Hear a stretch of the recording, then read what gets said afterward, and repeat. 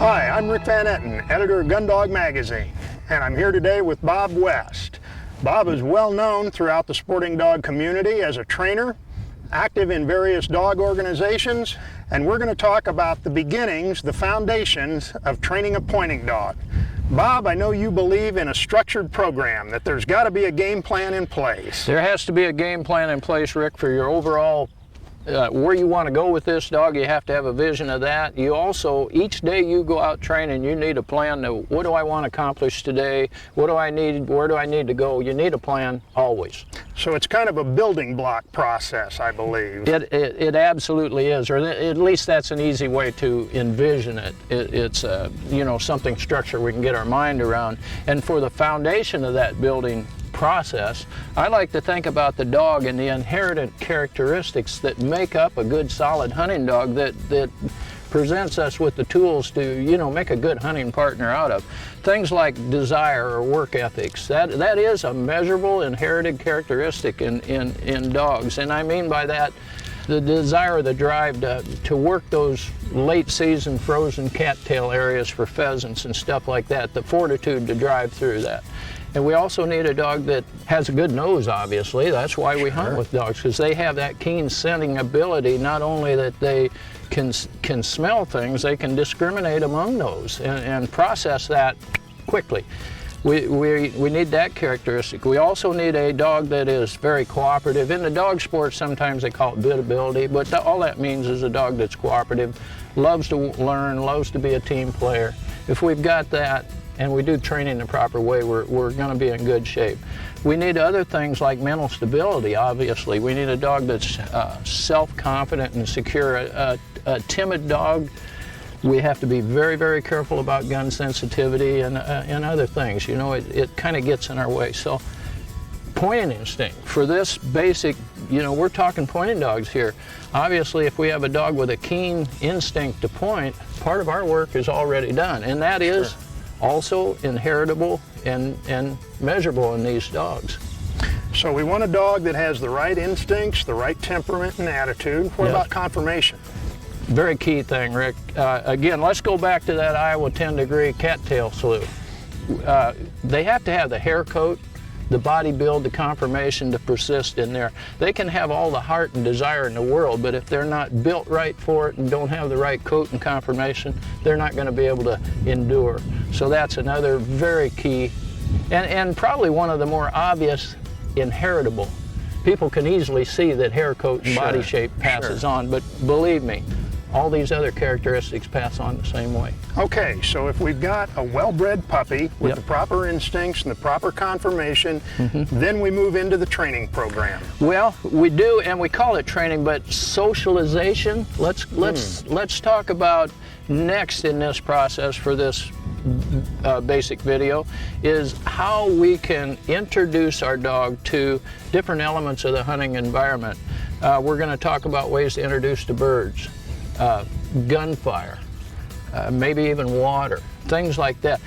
These fields, if you bring a young dog out here for the first time and he's not been in the field or not been socialized to it and comfortable with it, they're going to see, oh, that weed, they're scared and they're watching that and they're not being attentive to training. So we need to mix in all that socialization. And we think about that as the mortar that kind of holds and bonds this process together. We take the foundation, and now later we're going to begin to build easy learn basic training commands that are also critical. And just think about that socialization as a mortar that holds that all together. We hear those basic commands sometimes referred to as yard training. Yes, sir. And that's the things like come, kennel, heel, the dog's name. Yeah, learning their name, and we call it yard training because in fact a lot of it is in the yard. But at the same time, the exposure to the field work and all different environments. Right. The exposure, let's talk about that socialization. If you're talking a young puppy, and I really feel that this video will help you if you've got a young pup, an intermediate pup, or even if you've got an older dog you want to talk. What we're going to build on here are basic understanding to nurture inherited characteristics, gain that socialization, and then the basic training, and those are key to any of those. And it doesn't matter, you know, heel seems simple, but it is a fundamental to future training. And I've heard many hunters say that I don't need a dog that heels, I just want a hunting dog. Well, I've said so many times, if they won't obey you on a 2-foot lead, they're not going to obey you at 100 yards. Right. So let's get on with building this foundation and working into some of this basic training. As you go through this process, what about shortcuts? Absolutely not. They'll haunt you. You have to lay all these basics in place as you begin to build, because every block we lay on this thing from here on is dependent on that foundation and on those other blocks below it and the mortar that holds it together. If you shortcut, things are going to crumble. Okay, thanks.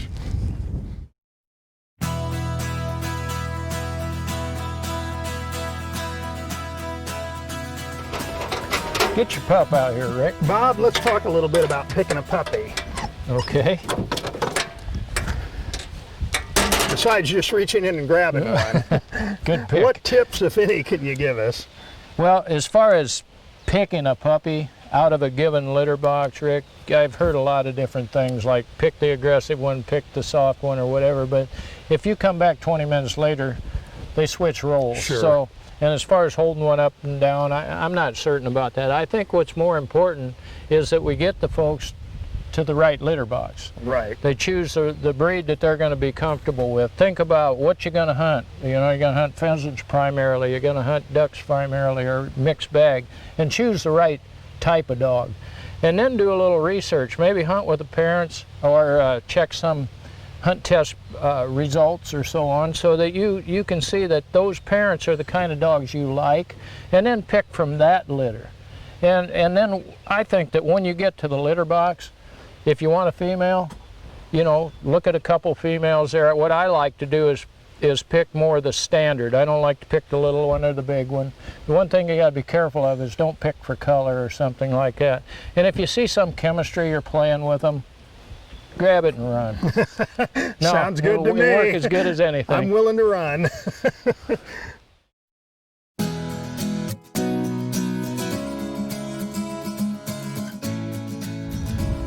Well, Bob, we're here with a 10-week-old English setter puppy, and I know you believe in starting them early. Yep. That whole business of socialization and exposure to the field environment. It's critical, Rick. You know, you can buy the best bred dog in the country with all the finest attributes inherited in, but if you don't take care to introduce it to the different elements of the hunting environment and spend time with it and get to know the dog, introduce them, actually, you know, to start to develop that cooperative working relationship, you know, we're making a 9 to 12 year commitment here. That's right. And everything we can do to enhance this dog's natural characteristics and bring them along properly. For example, what we're going to do here, we may have started in the living room. You know, just letting the dog play, getting him used to some of the tools we're going to train with. Then we go out in the backyard, work around and make sure the dog's comfortable there, and then eventually to moderate cover in the field like this here and move on. But key to this is we have to use common sense. We have to make this fun to the dog, kind of nurture some of those predator instincts in the dog. But a little one like this, we want to be very careful, because if there's a bad experience here, say it gets muddy and wet and cold and wore out, it's not going to look forward to going the next trip to the field. So Right. those are all things we think about. But our goal is to have this dog, by the time she's of the age where we're going to start doing some serious training, she'll be accustomed to this field, these bushes and maybe a burnt stump. That's not going to bother anything. So Sure.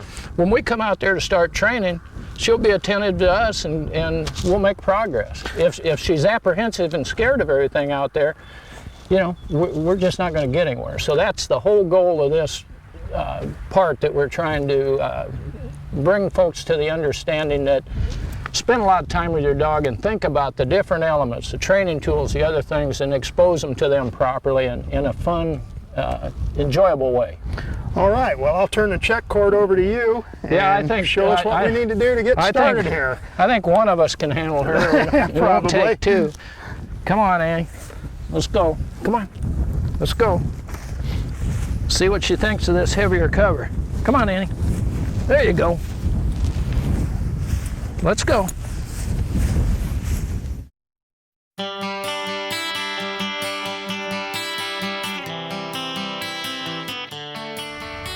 Yeah, like I said, Rick, with a young dog like this, we have to make short trips, and it's got to be fun. She's obviously comfortable. She's very mentally stable for her age, and she's taken to this cover like she was made for it. So I don't see any problems. As she develops, we can take longer trips and a little heavier cover, and just continue to use common sense and watch that we're not making it a bad experience for her at that level. Make it fun, make it comfortable. Amen. Now, when we go to an older dog like our friend Don's got here, thank you, Don. This dog's obviously a little older, maybe in the year and a half range. So with this dog, we're going to look for heavier cover, maybe longer runs. And we've also started to work on some of the other training at the same time. What I like to do here too, take advantage of the field, I'm going to start to develop pattern, things like that with these older dogs. But let's just take Peanut for a go here. All right, Peanut, let's go. Attaboy. Attaboy. That's it. See, he's real comfortable with that. I'm going to turn him loose and I can let him make longer casts and stuff. And now I know that with this dog, Rick, we can come back here tomorrow and start doing some serious training because he's comfortable with this hunting environment, and that's what we're looking for in this segment, exposing to the hunting environment, the fields, the environment they're going to work in.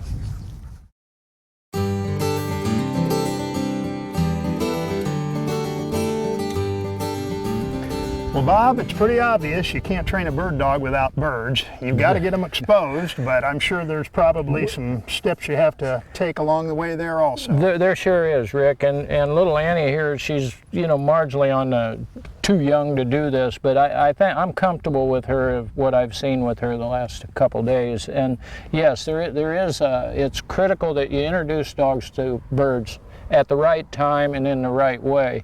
And what I mean by the right way is in a controlled way.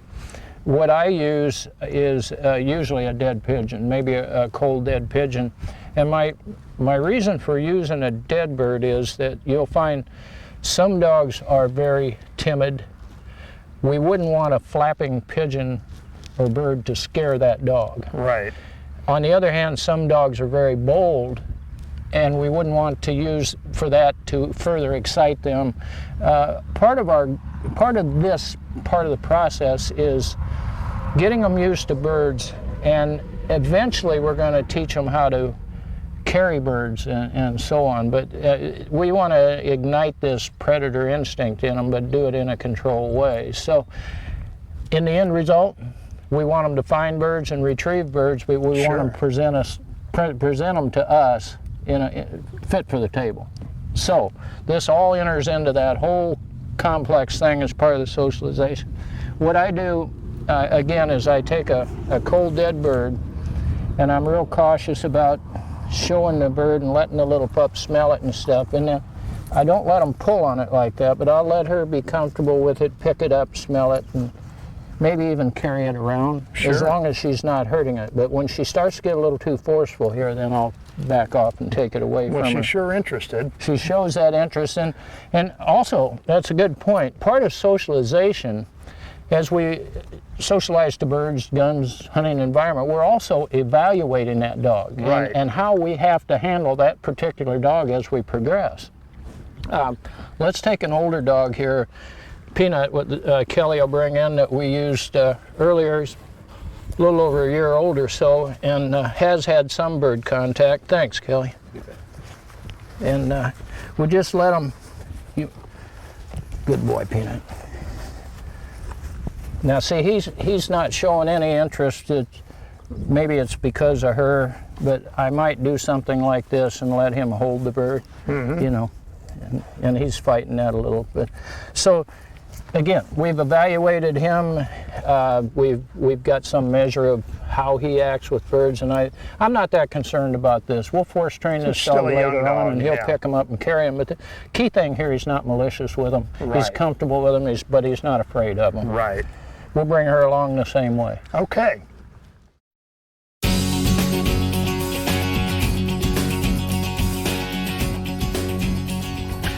Bob, we've been talking a lot about socializing and exposing the dog to a variety of scenarios. Of course, one of the most important elements is exposing the dog to gunfire. Now, you sometimes hear the theory of putting your dog on a lead and walking it up toward a trap range. What about that? Well, I think that's pretty risky, Rick. If you happen to have a timid dog and you walk up and all this loud, hurtful noise is going on, I don't think a dog understands, and that could send a wrong message that this stuff hurts. When I hear that sound, I'm going to try to get away from it because Sure. it hurts. I'd rather turn that around and make it our objective to introduce a dog to this loud, hurtful noise in a way that they associate it with fun, exciting things. In other words, we'll elicit the prey drive a little and let that play in there to override. But our goal is when they hear that noise, they're looking for birds on the ground. Okay. Well, we've got a setup here. Yep. You want to explain how this works or what we're going to be doing? Well, as we've been saying throughout this video, we're giving our viewers a multitude of different options to use. This is just one way that I feel that we can logically introduce the sound of the gun with the fun of the retrieve. And in this case, we're going to use an older dog, so I don't have to mess around with the check rope and stuff like that. But in order to explain the sequences, what we're going to do first, I'm going to send the dog for the retrieve without any gunfire at all. Okay. I just want to, get him revved up, get him retrieving, Sure. having fun. The next shot, after the dog has picked the bird up and he's coming back, we're going to shoot. Okay, just to bring that a little more in awareness, and then we're going to shoot on the third time for this sequence, just as the dog gets there. After that, we'll bring the dog back, and by that time we'll be pretty comfortable, because we use this for a measuring tool also. Sure. It's not only an introduce. If we see that our dog is pretty apprehensive at some point, we might want to back out and work different levels for a couple days. You don't have to bang and do this in the afternoon. Right. Okay? Don't rush it, in other words. Amen. Read, monitor, double check, move forward, have a plan, like we Okay. said. Yeah. So then the fourth retrieve, we're going to shoot to cue the dog, and then throw, and then let him retrieve. Okay. All right? So we'll go through the sequences so everyone can see how this process might work. Okay. And again, this is just one way to do it. Right. There might be others. Hearing protection, I've You're already got set? mine in. Okay. I got to set these so I can hear too. Yeah. All right. You fellas ready? All right, Mark. Just give us a throw. Fetch. Okay. When you're with a young dog, you're going to watch that he's pretty excited about the tree, Sure. enthusiastic about it. Heel eyes. Heel. Set. So then if you decide you're okay there, you're going to start bringing the gunfire into play a little bit, but still you're going to do it while that prey drive's going there. Okay? Fetch. Now Kelly's going to shoot. Okay. Good. No problem there. It even startled him a little bit, but when you're doing this, the folks at home are doing this, I would ask them to watch very closely, and if they see any body language that indicates the dog's frightened, Right. they might back off and do a couple of the other retrieves first. But Okay. we're going to go through the steps just so they understand. And again, like all the suggestions we're given, Rick, in this beginning tape, we're setting up so that folks have this training complex thing in their mind in Right. some way, so Right. that they know, okay, here's all the pieces. Now, this isn't an absolute way to do it, but it's a logical, good way, and Sure. it's proven to work for me. Set. All right, we'll shoot. Fetch. all this thing is, the longer you're with your dog, the more time you spend with the dog, the more you're going to have an ability to read that dog as he tries to tell you things. So, okay, the final, or one of the final things now is, Kelly, you would shoot and then Don throws. Mark. Fetch. When you get to this point, if your dog's going for that bird, not paying much attention to the shot, you know he's connected that this is a reward, this is going to be a fun thing. And then you can go on and start to do some other things. But I would also caution folks at home that I have gone through this process and very comfortable with a dog not being gun sensitive. I've even shot birds over the dog. But yet, when you get into a hunting situation where birds come up, there's 3 or 4 shots, that's a whole other element. So don't think you're absolutely there. But this is a good tip, a good way to build towards that end result where you're comfortable the dog's not gun shy. And what about gradually moving closer so that you're shooting closer to the dog? How do you do that? Well, that'd be just another good logical way to do it. As I said, your final objective is to be certain that the dog understands the gun as a fun cue to make that fun association. Okay, good deal.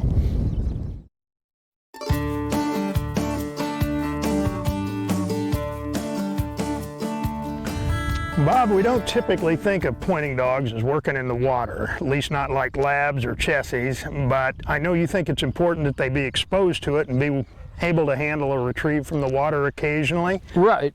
I feel they need to be comfortable with it. And at an early age, I like to introduce them properly, nice warm weather like this, so you take that element out of it, and then you kind of play on the puppy's prey drive and so on and try to get them swimming by themselves. Right. And but about the worst thing you can do is throw them in. Absolutely. You wouldn't want to do that, even if, you know, today maybe this little pup will go out there a little ways just so she's comfortable with it, and we won't push things. We come back later. We can show this older dog. It's been in the water a little bit. She's, I think, about 7 months old, and that might be a good time to look at it. But I just thought that if a little guy like this will go in, you're just that much ahead. And, you know, we'll go back to that cattail slough we talked about. Even if you're a pheasant hunter, you're liable to have a retrieve in water that you need to get, or a quail hunter across small creeks, and it's our responsibility to retrieve all game. So this is where part of that starts. Now I'll just play with this little gal a little bit and see if I can get her out there. Come on. Come on, here. That's it. Let me carry her and just set her in the water and see. There. There you go. Come on. Come on. If she wants to get out, I'll let her get out. You know, I don't want to force her and scare her. But let me take this little bit older dog. There you go. Same deal here. You know, we want to be real cautious about it and not worry if she doesn't want to go. We'll come back another day. She's not been taught to retrieve and doesn't retrieve natural, but there, see, she's fairly comfortable with it. Come on, good girl. Here. Here, gotcha. But I just play around with them like this and comfort them, and you know, there she didn't quite swim, but she got her body all wet. She's comfortable with it, and I don't see that there's going to be any problem in coming back with her and getting some nice retrieves out of water with her, because the main concern I have is that she's comfortable with the water. She's not worried about the water. She's playing around. So I think we can come back and make a good water dog out of this, at least to the level where we're going to get that pheasant back to hand. Absolutely. Bob, we've talked so far about socializing the puppy, exposing them to a variety of hunting scenarios, gunfire, birds. We still need to cover basic commands. Right. We've set them up with this introduction to the hunting environment in a positive way, and now it's time to cut to what we call yard work, Rick. Yard work? Yep, yard work. We can do it after dinner in the backyard. We can do it in a park like this. It doesn't have to be a real fancy thing. We're just going to go out there and work the dog in the beginning for a few minutes at a time, so it doesn't pay to travel to some field and get a lot of distractions going on. We're going to just do the yard work, basic training. Okay. And if I'm not mistaken, when you do that basic training, to begin with at least, you want as few distractions as possible. That's correct. Okay? I'll let you take it from here. Thank you.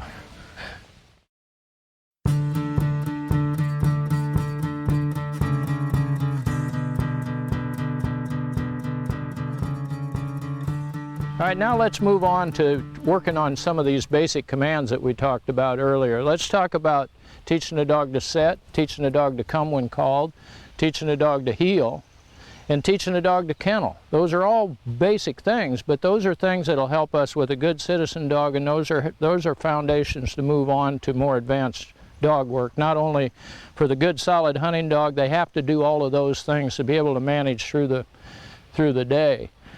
Heel is one of the more important, and there's a lot more to the heel command than just having a dog walk to you along with you. Most often you're going to be carrying a gun, maybe some other equipment when you're walking with your dog, and you need them to heel properly so that you're safe and they're not going to cause you to trip or fall down, and that they obey. And you know, I jokingly said that when you're heeling through the farmer's yard, if your dog's chasing chickens, you probably aren't going to come back there. So there's a lot of different reasons for it. All of these basic commands are real critical to what's going to happen in the future with you and your dog, and they're needed right now. So let's go into those and begin with the heel command. As I said, the heel has a little more to it than just getting the dog to walk along with you. For example, there is going to be a time when you're going to have birds down that maybe the dog didn't see. You need to be able to line the dog up like this, heel, neck, heel, set, so that if the fall's out here, you can line the dog's backbone up, and when you send them for the retrieve, they're already set and pretty well lined up. Heel. Good boy, good boy. Heel. Let me heel him around just a little bit, heel, so you get the idea, heel. You have to turn into them, they stay with you, and you have to turn away from them, and they stay with you, heel. The backing up isn't really absolutely necessary, but it's a nice thing, and it's something that'll come along if you do the thing right.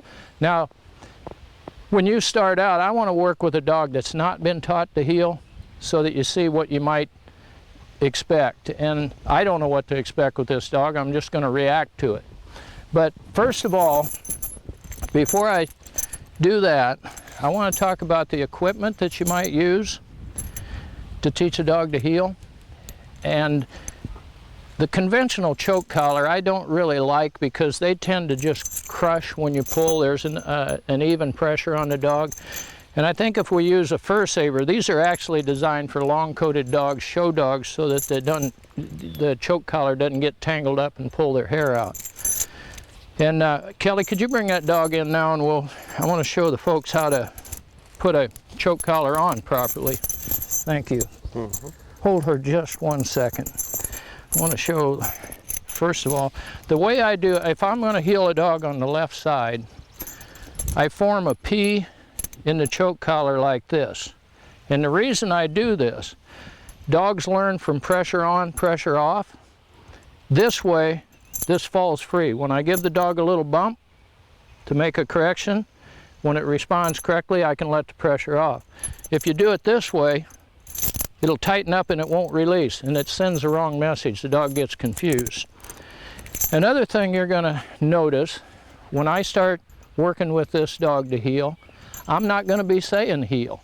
In any of the commands I'm teaching, I don't say that word in the beginning. It makes no sense to start saying heel and jerking on a dog when they don't understand what it means. It's confusing. So what I do is just put pressure on. When they start to respond after a few days sessions, then I'll start to, when they're responding correctly, then I'll overlay that command. So then it makes sense that now they begin to understand, and this word, this heel, becomes a cue or a reinforcement to that correct behavior. So now I'll put the collar on her. Thanks, Kelly. Thank you. Let her relax a little. And with this, another thing that you want to remember, folks, constant steady pressure doesn't get you anywhere. If I'd let her walk off and just pull against this lead with steady pressure, she's not learning anything. They have to respond and behave the way you're asking them to do on their own. So I use just little pokes like this, and then again, so you can see how this falls free. I'm gonna just walk around with her and we'll see what she does, and we'll talk about it. See, little quick pokes like that, and I don't let them smell or do other things like that. I want them focused and behaving correctly, responding correctly. We can't allow that kind of behavior. See, when they're trying to avoid things when they're smelling the grass and not paying attention. When they heel, we want them heeling and paying attention to us, so when we move left, we move right, they're going to go with us. And eventually, after time, just doing this repetitively, what I would recommend too, that you don't set out and do big, long 20-minute sessions. We call this yard training because it is yard training. We can do this in the backyard after dinner. If you got a few minutes, go out and spend 5-10 minutes working on a heel or set or come or some other command. And when you get some positive response, then reinforce it a little bit and then put the dog up and let them rest and think about it.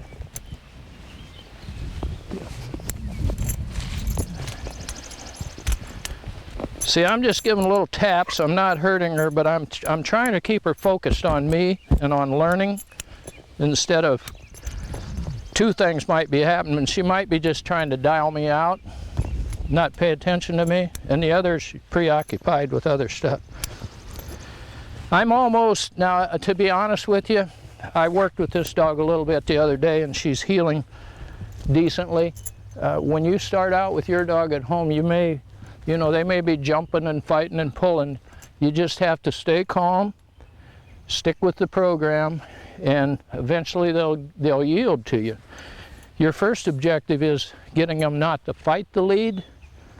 Once you're there, like this one's already not fighting the lead, then I want to start working on heeling correctly, keeping her head right about here so that she's able to see me when I turn left or right and respond correctly. And then once that starts happening, I start overlaying the heel. And as we progress, and the dog seems to understand that, but yet chooses not to obey me, that's when I might want to put a little more pressure on. But in the beginning, you want to be fairly careful at that. Always in training, you want them to end on a positive note. You want them to be having a little bit of fun. And all of these basics, not only do they actually teach the dog something, they tend to start to get the dog in a learning mode where they're looking forward to training sessions and they're wanting to cooperate with you and learn and progress onto the more important things. But as we said earlier too, don't shortcut this. Stick with it. It sometimes gets frustrating, but it'll pay off in the long run. And if you're going, like we say, good citizen or national champion, they need to heel correctly.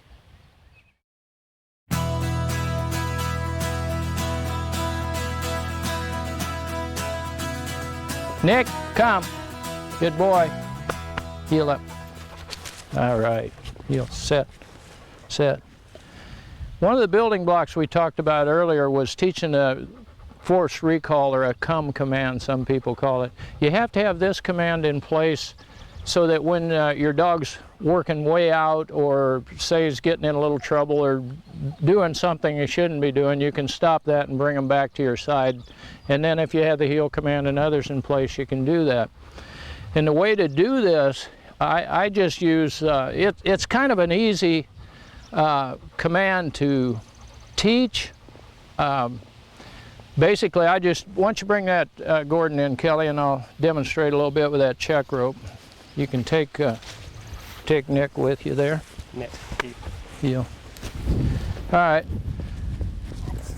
Again, in the beginning, I just put a little pressure here, and when she turns to me, I'll say, come, okay?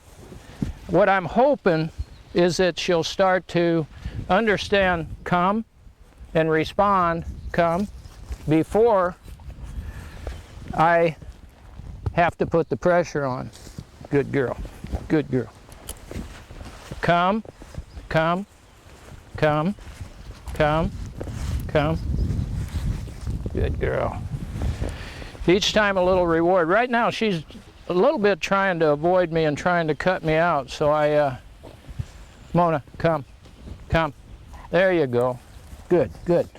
If you could see how she responded there and actually came back on her own and I didn't pull her, that's when we're starting to make a little progress. As I said before, if I pull her to me like this, she's not learning anything. She has to respond and come on her own. Come, come, come. Good girl. Let me step back and do it a little again. Come, come. Again, this is why we call it yard work, because after dinner or any time we can go out in the backyard, work on this command, and you know, you have to stick with it. It's, well, sometimes it gets a little boring and worries you, you know, that maybe things aren't progressing the way it should be, but I'd like you to just stick with it, be consistent. I think that's something I haven't talked about enough, is that when you choose a command word, be very consistent with that, and don't use that word in a sentence. It's simply come. Then they'll eventually understand that that sound means to recall, to come back to you. That's your goal, that's your hope. So stick with it. This is an important part of your training program, and it's something you shouldn't overlook. Like we said earlier, no shortcuts.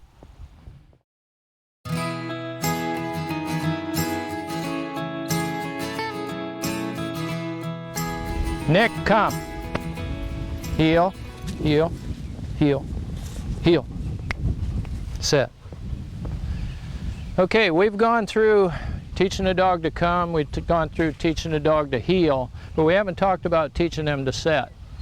With these German Shorthairs, quite a few people work them warm weather season duck hunting, so they're taught to heel similarly to a non-slip retriever.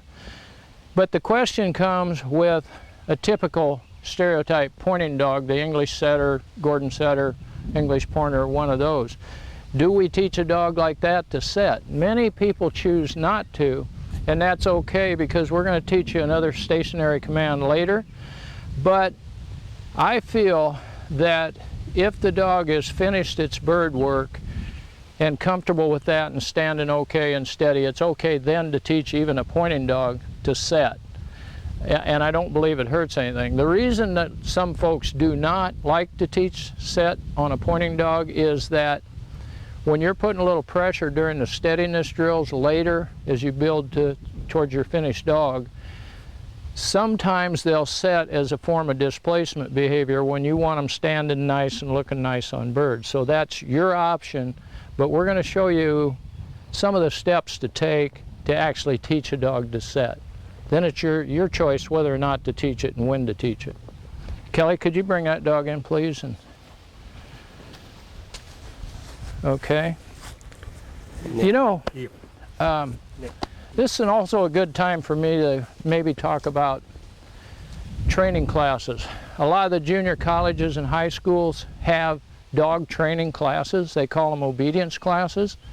And even if you're working on, you know, the macho hunting dog, it doesn't hurt to go to those. In fact, I would recommend that you go to some of those classes in the winter and work with those people on these basic commands.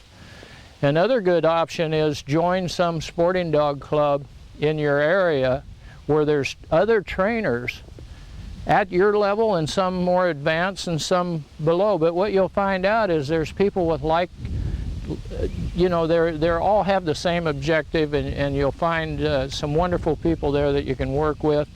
There's another advantage. They have training equipment maybe you don't have. So either join an obedience class or join one of the sporting dog clubs like maybe NAVDA or the Hunting Retriever Association or one of the AKC clubs in your area. Here, I want to teach this dog to set, and it's already setting. We'll work around that. Come here, Mona. The basic thing you're going to be doing when you're teaching a dog to set, and again, this is one of those deals where I don't say set to the dog until after they're responding correctly. But what you do is you pick up on the front end and push down on the back like that until they relax, and then let them sit there. Good. A little bit of reward. You have to, you know, when, like I said earlier, when the dog does it on its own, that's when we're accomplishing something. So we're really not there with this one. I'll ask her to stand up again just by pulling on her. And then I'll put this pressure on again, get her to set. Okay, she's doing okay there. Let her move again. And I'm, maybe for 2 or 3 nights, I'm not going to start saying set, because obviously she's not setting on her own. I'm going to wait till she responds. Again, yard training, this is something you can do after dinner or in the middle of the day for a few minutes, 10, 15 minutes. Mix it in with your other commands. What you want to try to do during any training session is have fun, do some positive things. When you start a training session, start on something you know the dog does and is comfortable with and enjoys doing. And when you finish this training session, try to finish on something that they enjoy doing and are accomplished at. You don't want to quit when you're having a little bit of a battle. You don't want to quit there. So for this set command, it's your choice whether you want to teach it or not. It's your choice when you teach it. You'll know by the type of dog you have, the temperament that dog has. But the basics, again, are just, come on, Mona, come on, good girl. Just lift up on the front, down on the back until they respond. Eventually they'll do that, and then once they do, you start overlaying the command, whatever command it is you choose to use with this obedience. Most people use set. The other thing I don't believe is some people say set and then stay. To me, I want to keep it as simple as possible. Set means sit down, means stay there till I've released you.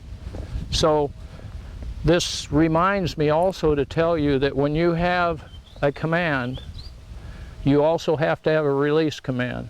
So they have to be clear about their parameters, and that's what you're doing in training. Once they begin to respond and understand this cue, then you start building the parameters in. And once they're comfortable with that, then if they don't respond, you can put a little pressure on, but don't put pressure on until they clearly understand. If you take these tips and, you know, work on it a little bit each day, you're going to get it building towards that finished dog that we're looking for and that we're going to continue to work with you on.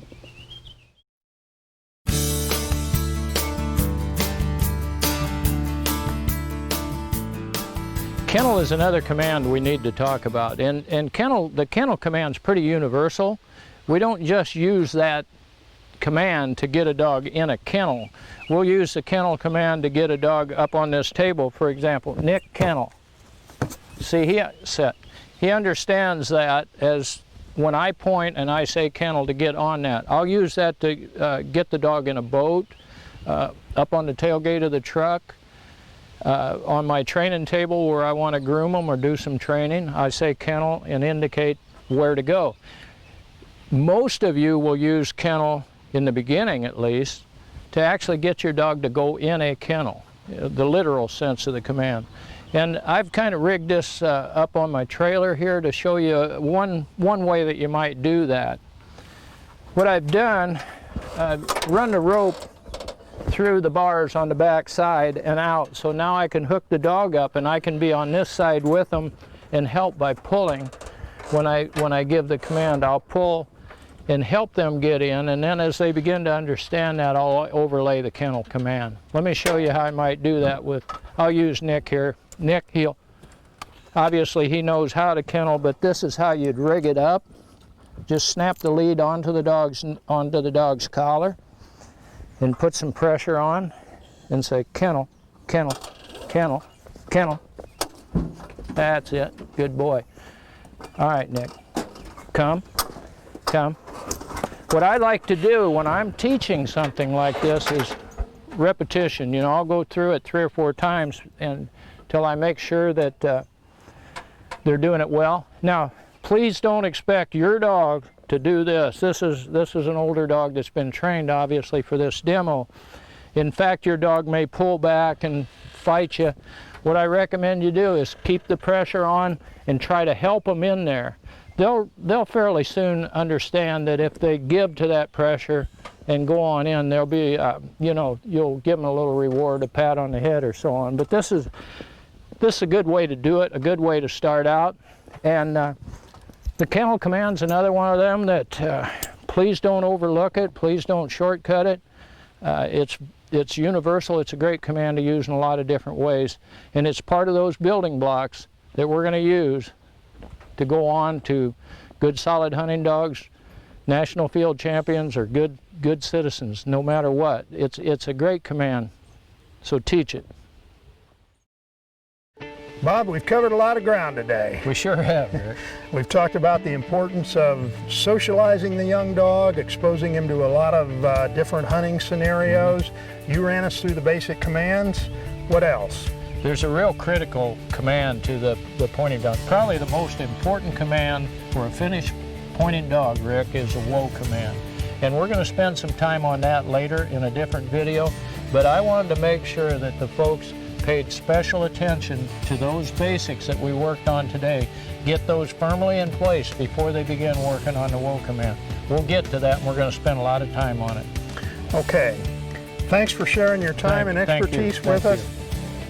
For Bob West, I'm Rick Van Etten, Gun Dog Magazine.